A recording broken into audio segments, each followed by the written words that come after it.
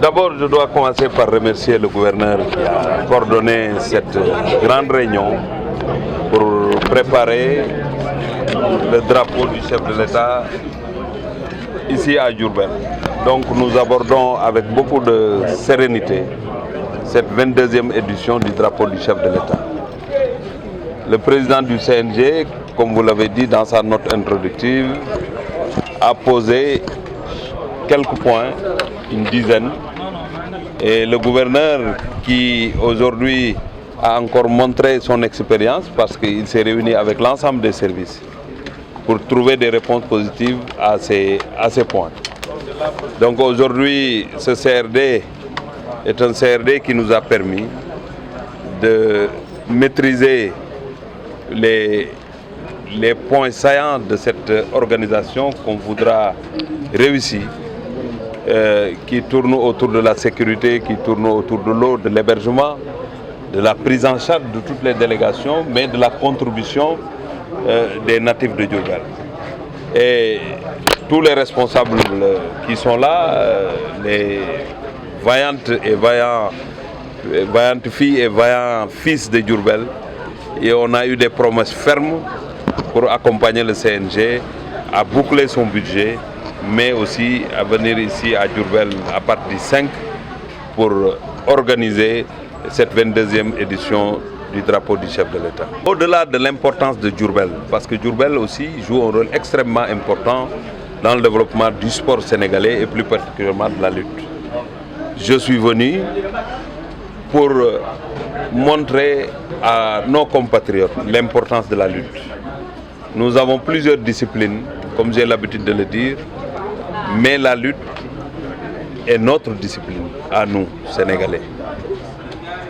Donc ma présence symbolise cette importance et j'ai décidé d'être là, ce que je ne faisais pas, à l'ouverture le 6 et revenir le jour de la finale le 8.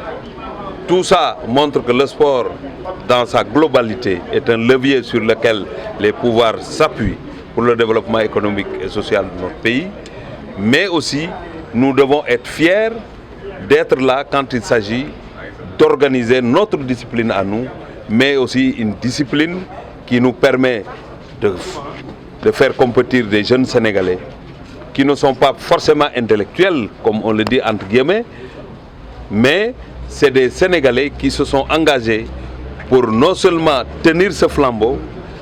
On ne peut pas parler de sport au Sénégal sans parler de la lutte. Donc c'est ça qui justifie notre présence au début et à la fin de cette grande compétition qui se passera ici à Diourbel. Mais n'oublions pas que aussi, au-delà de l'aspect sportif, il y a l'aspect culturel.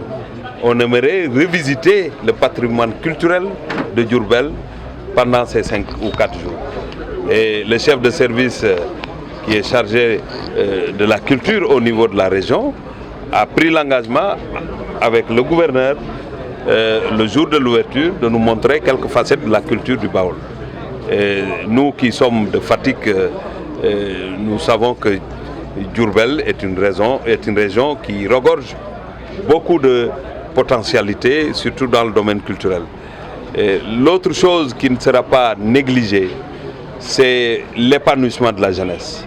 Parce qu'au-delà du stade Ely Manel Fall, le soir, ces jeunes devraient pouvoir profiter du talent des jeunes qui sont ici au niveau de la région de Diourbel, de Mbacké, de Bambey et de Diourbel.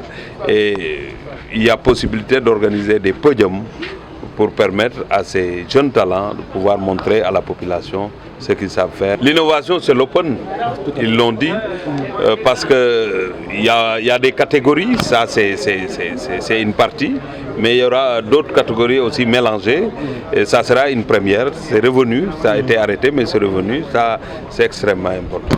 Le stade Ely Manel Fall, je l'ai dit dans mes propos, parce que l'entreprise qui est chargée de la réfection de Lat Dior, de Léopold Senghor de Dakar, d'Ely Manel Fall de Diourbel et de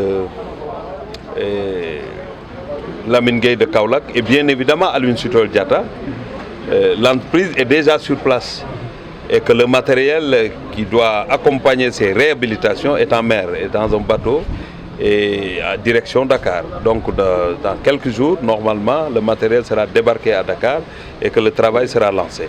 Mais entre-temps, il y a une autre coopération qui nous lie avec la République populaire de Chine et que dès jeudi prochain, je vais lancer à partir de Louga la réhabilitation de tous les 8 stades régionaux qui étaient là, que ce soit Fatick, que ce soit Louga, Matam,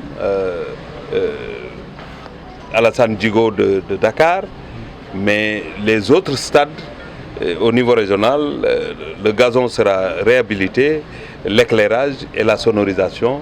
Donc c'est des stades qui seront remis à neuf, tout à l'honneur de notre sport du Sénégal. Les dispositions seront prises parce qu'il y a une bâche correcte qui sera mise dessus pour mettre le sable.